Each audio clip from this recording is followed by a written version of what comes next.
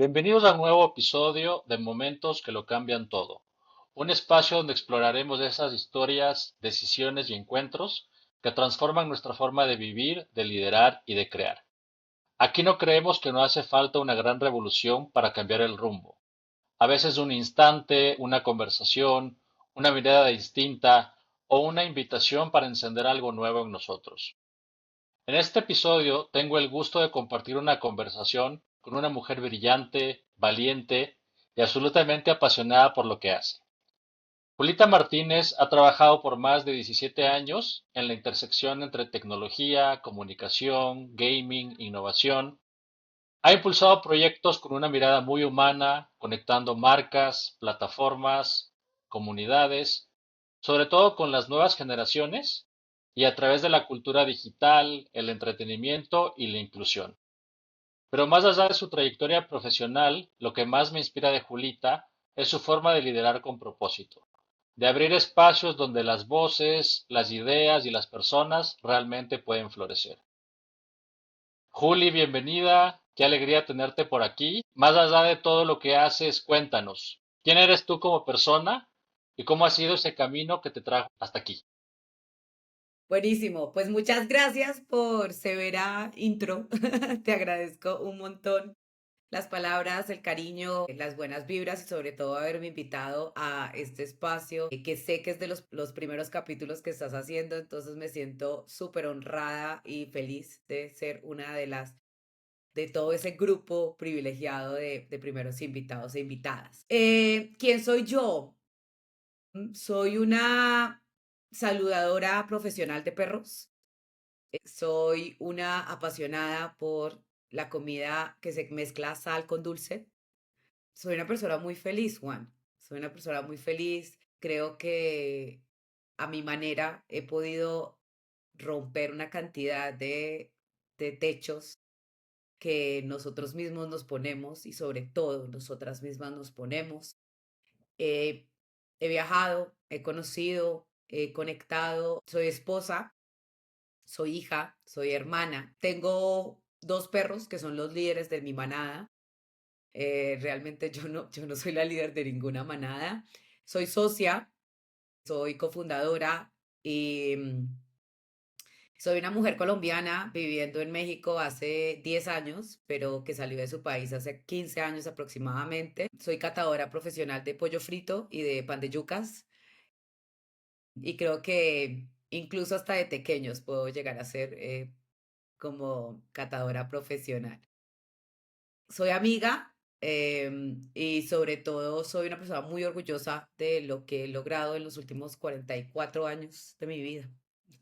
Qué chévere, Juli. Me encantó eso de que eres soñadora y que eres catadora de profesional de pollo frito. Se ve que tienes una conexión emocional fuerte con tu Con mi pollito país. favorito y con tu Exactamente. país y tu cultura y tu tradición. Qué lindo eso. Oye, Juli, ¿cuál ha sido ese momento que lo cambió todo en tu historia?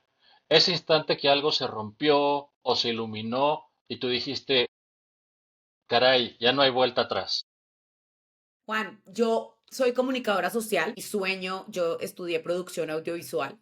Mi sueño era hacer el próximo Plaza Sésamo. Sí, el próximo Plaza Sésamo. Yo tenía en mi cabeza hacer programas infantiles. Es muy curioso porque pues no soy mamá y no voy a ser mamá, pero tenía en mi cabeza hacer programas infantiles y siempre soñé con hacer un Plaza Sésamo en su momento. Y empecé a trabajar en producción de televisión, en producción de comerciales. Empecé a darme cuenta que era un mundo muy difícil y era un mundo muy sacrificado. Y toqué las puertas de una agencia de publicidad BTL. Y recuerdo que en el momento que que me hicieron la entrevista me dijeron, estamos buscando una persona con experiencia. Y fue la primera vez que yo me vendí y dije, yo no soy la persona con experiencia, pero yo soy la persona que más rápido aprende. Y no sé de dónde me salió eso realmente. Y ahí entré al mundo de la publicidad, entré al mundo de la publicidad BTL, que para quienes nos escuchan es toda la parte POP, los pendones que encontramos o las impresiones que encontramos dentro del supermercado o como tú sabes más de esto que yo, pero entré a una agencia de publicidad BTL y me di cuenta que era muy buena para vender. Me di cuenta que era muy buena para convencer a la gente, me di cuenta que efectivamente era muy buena para aprender. Me fue muy bien. Ahí decidimos montar una agencia de publicidad con mis amigos en Pereira, que es de la ciudad de donde yo soy en Colombia, donde se produce el mejor café del mundo. Y nos fue pésimo, pésimo. Y creo que la quiebra la terminé de pagar la semana pasada, la quebrada que nos metimos, que fue muy difícil. Y creo que también eso fue un punto de quiebre, porque me quebré, o sea, mi primer negocio lo quebré muy temprano. Entonces, ahí dije, no, yo tengo que volver al mundo laboral, tengo que volver al mundo corporativo, porque como que creí que hay gente que era emprendedora y hay gente que era corporativa y que solamente se podía hacer un camino. Entonces ahí dije, no, yo solamente puedo ser corporativa. Volví al mundo de la publicidad, volví al mundo de las agencias de publicidad y en algún momento tuve una oportunidad de irme a Fox Channels, que fue mi primer medio, y literal me senté con mi jefe de la agencia en la que estaba, que era Wunderman en ese momento, y me dijo, ¿qué estás pensando? Te vas a ganar en 6 meses lo que te ganas aquí en 4 años, vete. Y llegué, la gente hablaba de marketing digital cuando apenas estaba arrancando el marketing digital y otra vez me demostré a mí misma que yo aprendía muy rápido y me convertí en menos de 6 meses en la mejor vendedora de marketing digital y automáticamente empecé a hablar de redes sociales y empecé a hablar de Twitter y en menos de 6 meses tenía 15.000 seguidores en Twitter. Estamos hablando del año 2011, o sea, estamos hablando de hace mucho tiempo, ni siquiera, sí, como 2011 no, mucho antes, por ahí 2008, y aprendí muy rápido. Y, y salió una oportunidad en Facebook, en Argentina, y otra vez dije, yo aprendo muy rápido. Y como que siempre he tenido esa idea de, yo aprendo muy rápido. Y tú me hablas hoy de inteligencia artificial y estoy perdida, pero digo, yo aprendo muy rápido, yo aprendo muy rápido. O sea, como que es un game changer para mí. Y en esta conversación contigo me estoy dando cuenta que ha sido mi mantra siempre. Yo aprendo muy rápido, yo aprendo muy rápido. Me fui para Facebook en Argentina, nunca me dio miedo cambiar de país, eso fue algo como, he viajado toda mi vida y mis papás me enseñaron a viajar, fue como que la gran herencia de mi familia es viajar. Y para mí fue muy fácil cambiarme de país y después de Facebook me ofrecieron Twitter en México y fácil, cambiemos. Entonces creo que los grandes cambios en mi vida han sido porque yo aprendo muy rápido y porque yo confío mucho en mí y creo que eso ha sido una conversación muy importante y que he ido desarrollando con el tiempo. La importancia de la conversación que tienes contigo, que justo hace poco compartía algo que decía, ¿qué tal si cambias, qué tal si te enfocas en cambiar la conversación contigo mismo antes de cambiar los slides? En vez de poner slides bonitos, empiézate a hablar bonito. Y creo que de ahí nace todo. Y efectivamente hace un año decidí saltar del mundo corporativo al mundo emprendedor, de poder decir, sí puedo cambiar. No tengo que ser corporativa toda la vida. Sí puedo volver al mundo de emprendimiento. Y hoy tengo dos proyectos hermosos andando y tengo dos proyectos incubándose. Y otra vez, yo aprendo muy rápido. Y todos estos proyectos están basados en eso, en cómo puedo aprender y cómo puedo ayudarle a la gente a que a través de esto aprendan. Entonces, creo que esos han sido como los momentos en que todo ha dado un cambio. Qué lindo, Juli, lo que compartes. Y la verdad, este mantra de yo aprendo muy rápido es muy poderoso. Empieza acá en la mentalidad de creértelo y empieza acá en el corazón también de sentirlo y como tú dices, de verlo para adentro. Y eso te llevó pues a sacar esa chispa de esa valentía, de lanzarte, de tomar riesgos y decisiones súper poderosas. Qué increíble lo que nos compartes. Oye, Juli, hoy el gaming ya no solo es un entretenimiento, lo he aprendido por ti, te he prestado mucha atención en el Muy contenido, en bien. las conferencias, sino es una forma de expresión, es una forma de construir y de conectar con una comunidad y de una construcción cultural. ¿Cómo ves tú ese cambio? ¿Qué oportunidades están surgiendo en ese ecosistema? ¿Y qué deberían entender mejor quienes aún lo ven como desde afuera? El gaming es una forma de interacción humana natural. Hace poco tuve la oportunidad de estar en Troya, la ciudad de Troya. No existen pruebas científicas de que el caballo haya existido, pero Troya existió y fue una de las grandes civilizaciones. pues, de las grandes ciudades, no civilizaciones, sino de las grandes ciudades que existieron. Y tomé una foto, Juan, de unos dados.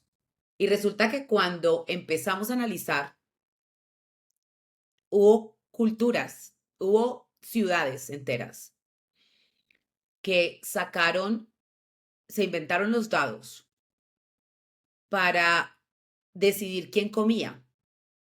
Entonces, la gente lanzaba los dados y quien ganaba en los dados comía ese día. Y al otro día comían los que ganaban. Y la gente estaba todo el tiempo jugando y jugando y jugando y jugando y jugando y jugando y jugando, enfocados en ganar, porque el objetivo era comer, que realmente el objetivo no era comer. El objetivo era cómo puedo ser mejor en los dados. Y hubo ciudades completas que se salvaron a través del juego, porque la mente estaba tan ocupada en volverse el mejor que se olvidaba que tenía que comer. Y de alguna manera el juego les ayudó a sobrepasar esa etapa. Y cuando otra vez vas a Troya y ves los dados, ves realmente los dados, ves algo muy interesante. Ves en una parte las monedas, esta moneda de cambio, las monedas literal, y al otro lado ves los dados. Ese es, el juego no es algo nuevo. El juego es como aprendimos a caminar, el juego es como aprendimos a hablar, el juego es como nos aprendimos a relacionar, el juego es como aprendimos a conectar. Todos los que estuvimos en el mundo corporativo, jugar era la manera en que hacíamos icebreaker o jugar era la manera en que hacíamos team building. O sea, la parte lúdica siempre ha estado intrínseco en el ser humano. Y todos jugamos. O jugamos al fútbol, o jugamos a básquet, o jugamos a béisbol. La única diferencia es que hay una generación que incluso nace desde nosotros, donde jugar se conecta con la tecnología y ya viene una intención mucho más profunda, donde hay mundos que se desarrollan, hay ciudades que se conocen a través del juego, hay aprendizajes que se tienen a través del juego, hay estrategias, hay el desarrollo de una parte muy fundamental de la estrategia y del cerebro humano a partir del juego. Obviamente nos hemos ido hasta el otro lado, porque como todo en la vida, necesita un balance.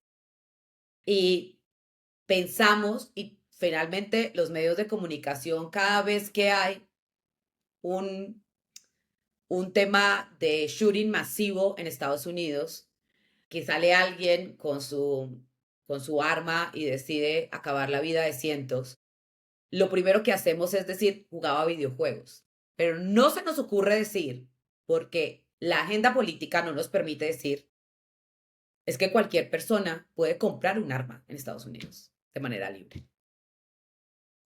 ¿Me entiendes? O sea, nos vamos ¿a qué podemos echarle la culpa? En vez de pensar que la raíz es diferente.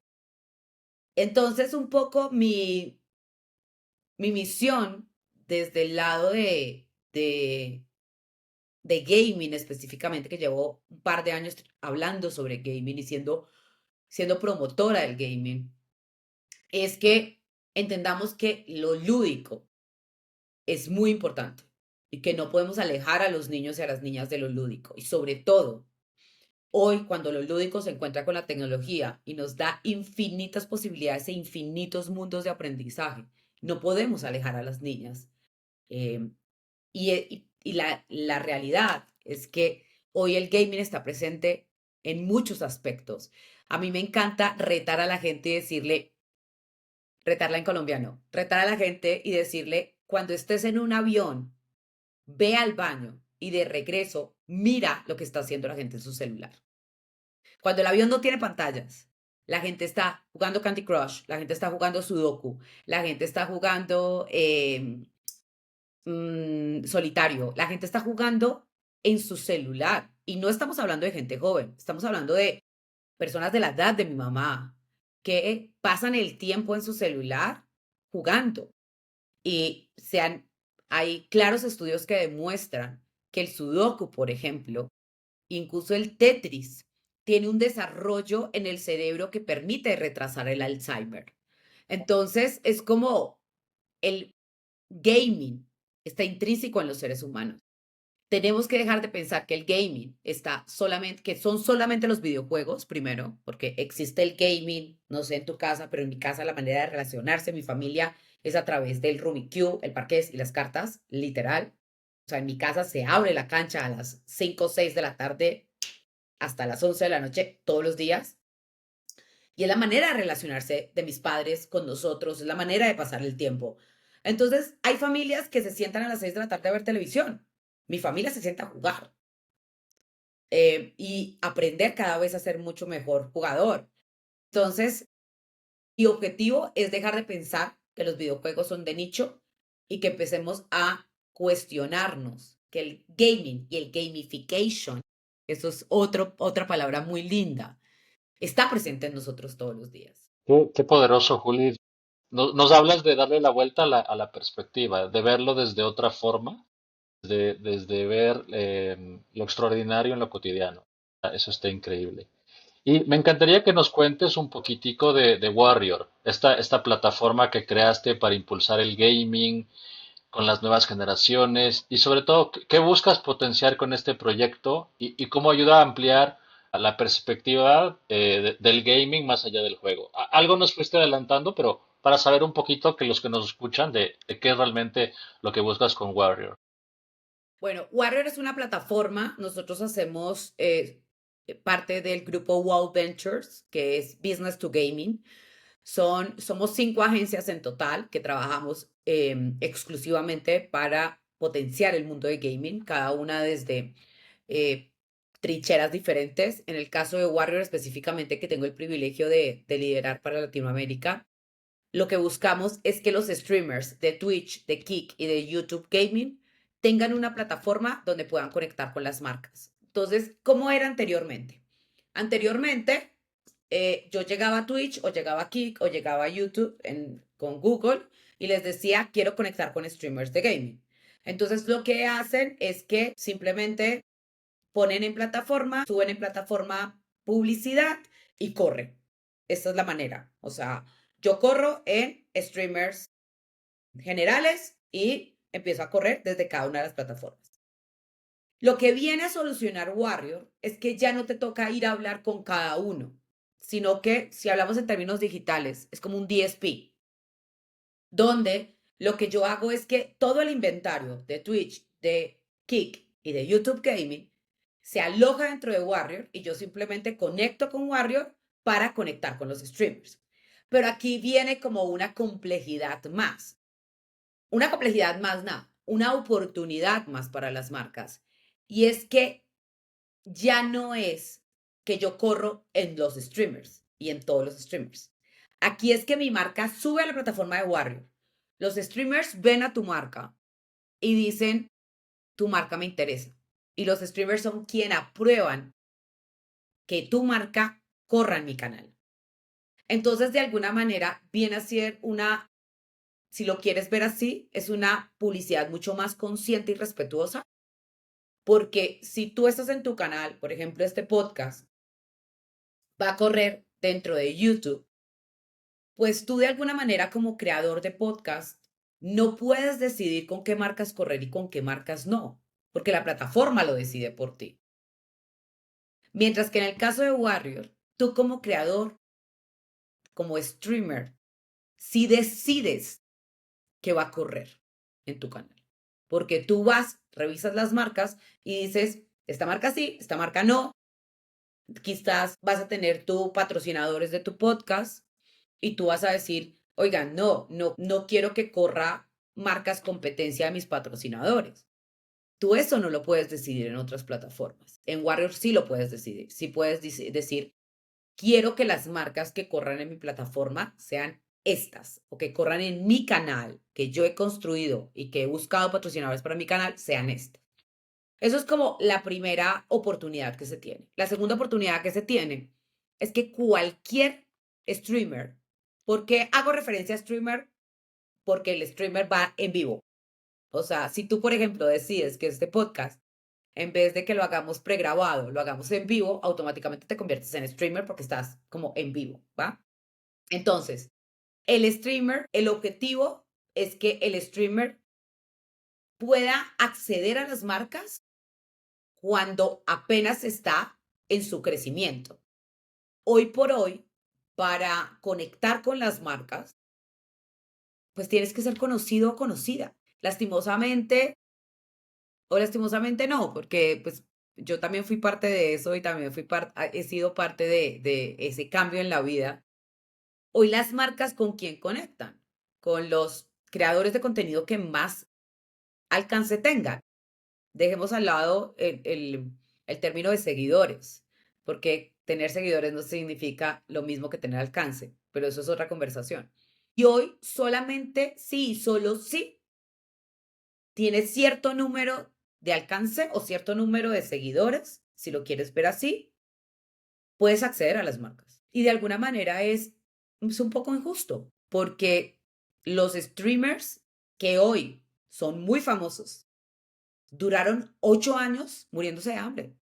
Duraron 8 años haciendo contenido sin que nadie los volteara a mirar, hasta que por fin lo lograron. Pero por 8 años les tocó trabajar en corporativo o les tocó trabajar en otras partes para poder hacer lo que les gustaba, que era crear contenido. Y Warrior viene un poco no a solucionar, pero sí a darle otro punto de vista a esta economía de creadores, donde dentro de Warrior, el hecho de que te tengas un canal, el hecho de que tú seas apasionado por crear contenido y sobre todo que tengas una disciplina para crear contenido, porque no se trata de yo hoy subo contenido y vuelvo a subir contenido en 3 meses. La constancia se paga y se paga bien. Entonces, Warrior viene a conectar a streamers de todos los tamaños, de todos los colores, de todos los sabores, de todos los países, con marcas. Y le están dando la posibilidad a las marcas que conecten con streamers que seguramente nunca habían conectado porque todavía no estaban en su radar. ¿De acuerdo? Ujú. Me encantaría que nos cuentes cómo nació Storyteller y qué te movió para crear esta iniciativa. Storyteller es mi propósito de vida. Yo creo, honestamente, bueno, además de saludar perros de la calle, creo que Storyteller ha sido un gran propósito para mí. Yo he sido speaker, he sido conferencista, creo que desde que nací. Ha sido algo intrínseco en mí. Si le preguntas a mis amigas del colegio, yo era la que se paraba y declamaba poesía. Escribí poesía durante mucho tiempo, incluso hasta hice parte de un libro que se publicó de poesía. Em, y para mí era natural el escenario. El escenario como speaker y como conferencista siempre fue natural. Y cuando entré al mundo de ventas y entré al mundo de agencias de publicidad y posteriormente a medios y toda la parte de tech, a mí se me daba naturalmente hablar en público.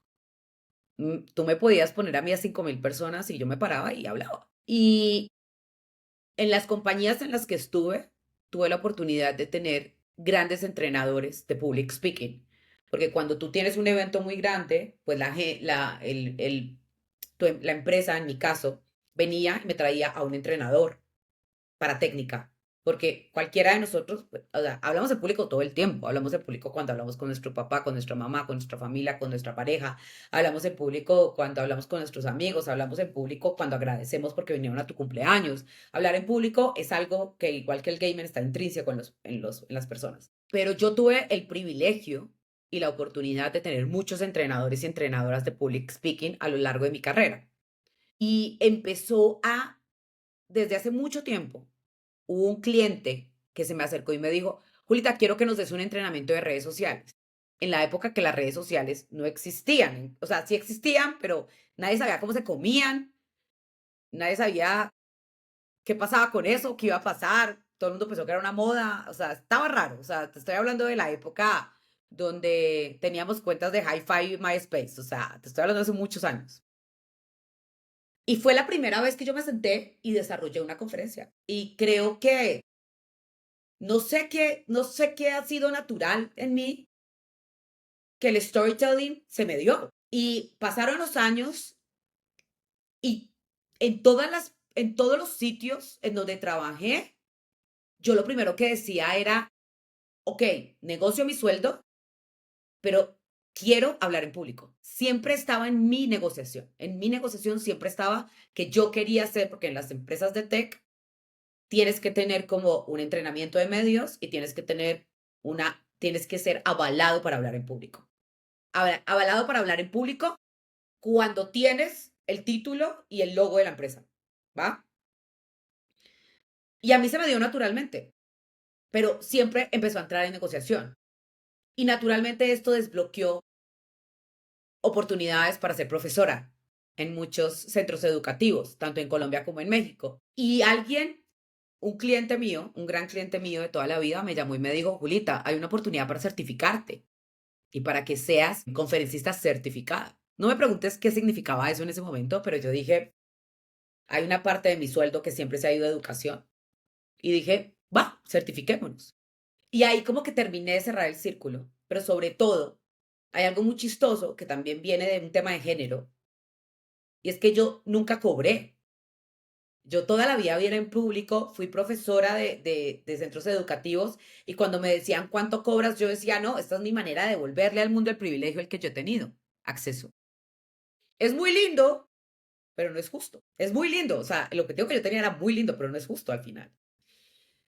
Y cuando me certifiqué y cuando empezaron a llamarme, yo me certifiqué y tuve el privilegio inmenso de que a los 20 días de haberme certificado, me subieron a la primera tarima de 5.000 personas en Panamá, cosa yo sé que no todo el mundo ha tenido el privilegio.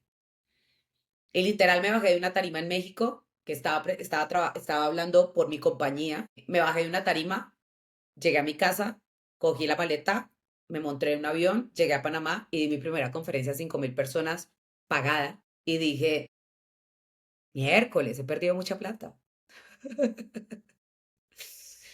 Y empecé a dar conferencias pagadas, empecé a trabajar sobre mis conferencias, ya dejé de hablar por las compañías o continué hablando por las compañías, pero de alguna manera también empecé a desarrollar otro camino, que era el camino de lo que yo siempre quise hablar, de lo que yo siempre quise aportar, de mi propósito y el mensaje que yo quería traer. Y empecé como a desarrollarme en esto y hubo algo muy importante que llegó a mi vida, Juan, y es los eventos de public speaking, el 90% son hombres. Y yo ya venía desde Twitter, venía aprendiendo mucho del feminismo y venía aprendiendo mucho sobre las oportunidades de las mujeres. Y resulta que en esta certificación me encontré con otra speaker que tenía el mismo dolor, que me decía, Julita, ¿por qué en los eventos hay tantos hombres y no hay mujeres?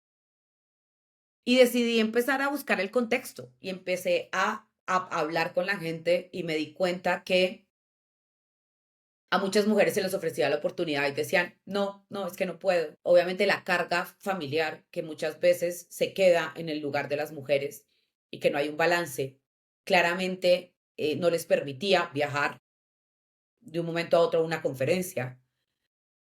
Pero me puse a ahondar un poco más hondo con Juliane, mi socia, y nos dimos cuenta que el 68% de las mujeres no hablan cuando la reunión está liderada por un hombre. Nos dimos cuenta que el calladita te ves más bonita había hecho mucho daño. Nos dimos cuenta de no hables que tu papá está hablando había hecho mucho daño. Nos dimos cuenta que a las mujeres incómodas e intensas y habladoras nadie las quiere y se van a quedar solas. A las mujeres gritonas son feas y las feas se van a quedar solas. Y esto hizo un boom en nuestra cabeza y dijimos, ¿por qué no hacemos un taller para que las mujeres aprendan a hablar en público? Esto con mi síndrome del impostor a tope, Juan. O sea, yo, ¿por qué voy a enseñarle a alguien a hablar en público? Sí, yo he tenido el privilegio, pero yo, ¿cómo le voy a enseñar a alguien a hablar en público? Salimos el 2 de enero del 2024 con un posteo, tanto mi socia como yo, diciendo, vamos a dar un taller para darles técnicas para hablar en público. Y el 4 de enero nos tocó cerrar porque estábamos esperando 20 mujeres y llegaron 35. Bien.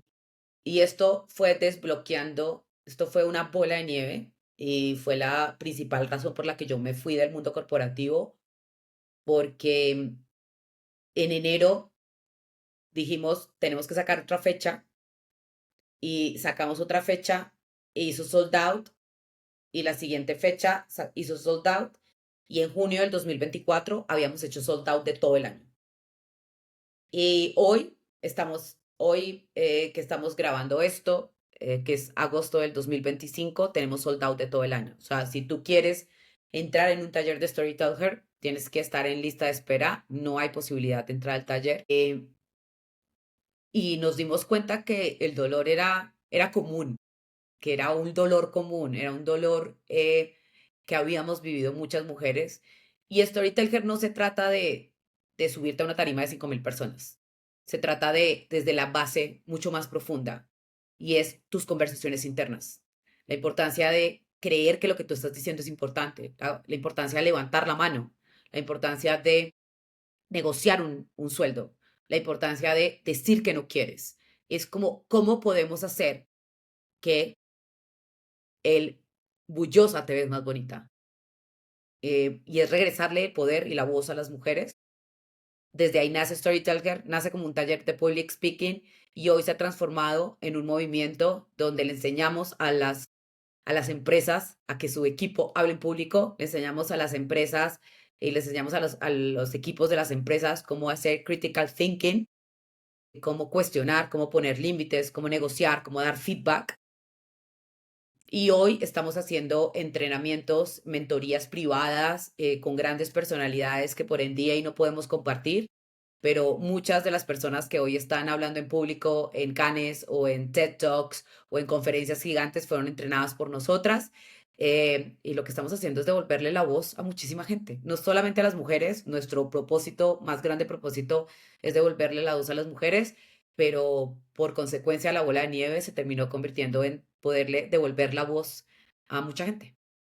Qué lindo, Juli, lo que nos compartes y que nació de ese propósito, de algo que te movió, que estaba en ti y querías compartir con los demás. Qué lindo eso. Oye, Juli, de todo lo que nos has contado, tus proyectos, tus pasiones, estás como en ese cruce entre la tecnología, la cultura, las personas, el propósito. Y qué principal tendencia a futuro? ¿Hay algo que te emocione o hay algo que te preocupe? ¿Y qué les dirías hoy a los brand managers jóvenes o emprendedores que quieren conectar, pero sin perder su autenticidad? Primero, creo que es muy importante mantenerse curioso y curiosa. Creo que es súper importante entender qué es lo que está pasando allá afuera. Creo que el absolutismo ha hecho mucho daño. Pensar que soy así y las cosas son así y no hay movimiento y no hay posibilidad de vulnerabilidad o en cambio nos ha hecho mucho daño tanto como personas como profesionales. Y creo que lo hemos visto, los que hemos crecido, nacido y nos hemos reproducido en publicidad, nos hemos dado cuenta que nada es para siempre, que nada es absoluto, que hoy la radio, la prensa y el BTL es lo más popular, pero que mañana entra Internet y nos da la vuelta a todo y que todos pensamos que Yahoo iba a ser por siempre y no lo fue, y todos pensamos que Facebook como plataforma iba a ser por siempre, pero ahí va, o sea, todo va cambiando, todo va evolucionando, todo va siendo muy diferente. Entonces creo que es mantenerse curioso y curiosa.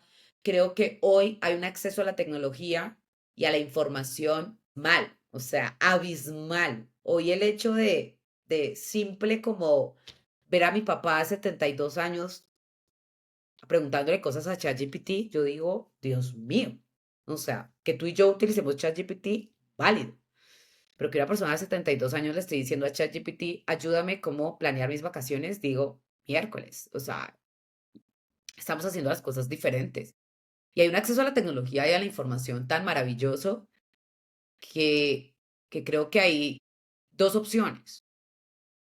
Y es rechazar el movimiento que está pasando o curiosear. Yo me acuerdo, Juan, cuando la primera familia que tuvo internet fuera de la Universidad Tecnológica de Pereira fuimos nosotros, fueron mis papás. Y yo me acuerdo de mis amigos, los papás de mis amigos viniendo a hablar con mis amigos cuando estaban de intercambio en otros países y hablaban por internet. Y eso me parecía maravilloso.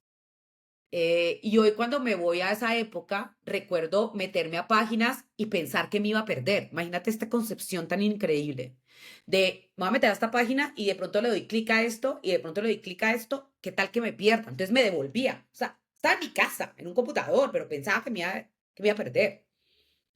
Y creo que es un sentimiento muy natural.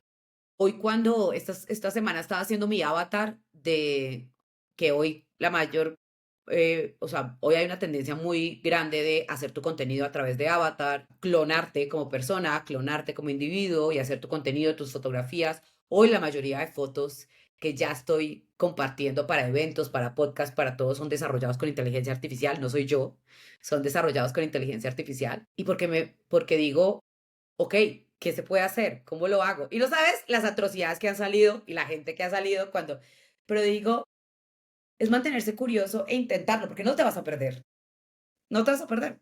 Sencillamente no te va a salir como debería salir, pero creo que es súper válido mantenerse más allá de la innovación en la curiosidad de entender qué es lo que está pasando y cómo se está moviendo el mundo, porque no vas a ir al ritmo, jamás. Va demasiado rápido para... Y hoy lo que nos está presentando es lo que desarrollaron hace 10 años. Pero sí creo que es muy importante mantenerlos curiosos. Sí, totalmente, Juli, y es un poco lo que está en nosotros de explorar, de investigar y de estar en ese modo de aprendizaje constante. Exacto. Jul- Juli, para ir cerrando, mil gracias por estar aquí. Ha sido una conversación súper, súper inspiradora que nos abrió los ojos sobre conectar con nuevas generaciones, alzar nuestra voz y siempre desde el propósito, desde el entretenimiento, desde la empatía. Y este que vivimos hoy, para mí fue un momento que lo cambió todo, pero lo bueno es que este espacio también es tuyo. Entonces te quisiera preguntar, ¿qué mensaje final te gustaría dejar a quienes nos escuchan? Una metáfora, un aprendizaje, una reflexión o incluso un buen libro. A mí me ha recomendado libros buenísimos que me han marcado mucho. Entonces, lo que tú quieras, Juli, este espacio es para ti, para los que nos están escuchando. Uy, wow, qué responsabilidad recomendar un libro. Me parece que ahorita estoy liderando un club de lectura dentro de Storyteller y es impresionante la conexión que tienen los libros de una persona con otra que es completamente diferente. Primero, gracias por el espacio, Juan. Creo que es maravilloso poder conectar, hablar. Hubo, como dicen en México, hubo 20 que me cayeron. Ahorita que te decía, acabo de darme cuenta que fue mi mantra toda la vida. Creo que eso es algo que acabo de descubrir.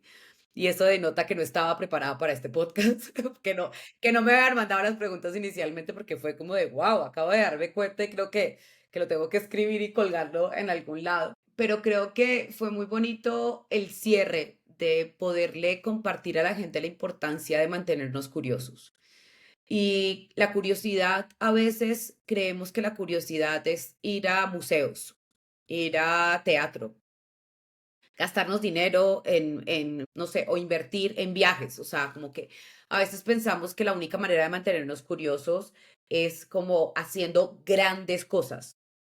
Y hace no muchos años hice un curso maravilloso de escritura creativa, de escritura para viajes realmente. Y algo que aprendí que me gustó muchísimo era cómo mantenernos en un modo turista todo el tiempo, en un modo viajero todo el tiempo. Y tú y yo que somos extranjeros viviendo lejos de nuestros países, creo que me vas a entender este punto.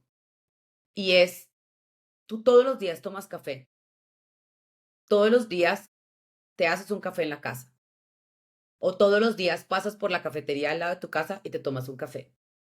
¿Qué pasa si esa rutina que tienes la empiezas a tomar desde un modo turista o desde un modo viajero, si lo quieres ver?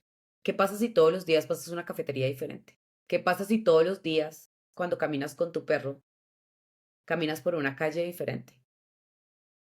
¿Qué pasa si todos los días piensas, ve, nunca me había puesto este saco con esta camisa, porque este saco tiene match perfectos, pero qué pasa si esta vez lo combino de una manera diferente?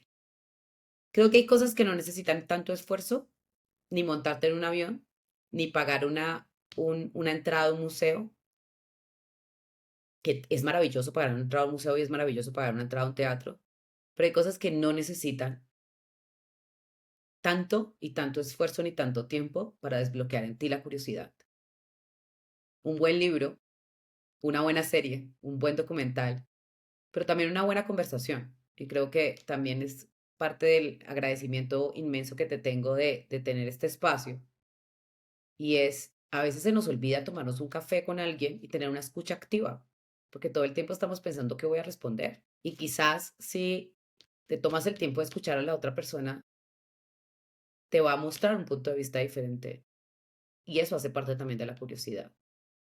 Entonces, creo que está bueno lo que se llaman micro hábitos y es, no tienes que dejar tu café, pero sí puedes comprar y buscar cafeterías diferentes alrededor de tu casa. Y eso te va a dar la opción de curiosidad y el desbloqueo de curiosidad. Y el desbloqueo de curiosidad va a ser que vivas en modo sorpresa todo el tiempo. Y eso es maravilloso. Qué lindo, Juli, mil gracias. Esto que nos dices está súper lindo y muy desde el corazón, así que te lo agradezco un montón. Para mí ha sido un honor tenerte hoy acá y me quedo con muchísimas cosas, pero sí, algo me llevo de esta conversación con Julita es conectar con las nuevas generaciones. No se trata de seguir tendencias, sino de tener la valentía de escuchar, como nos dijo ahorita, de aprender con humildad y de crear desde la empatía.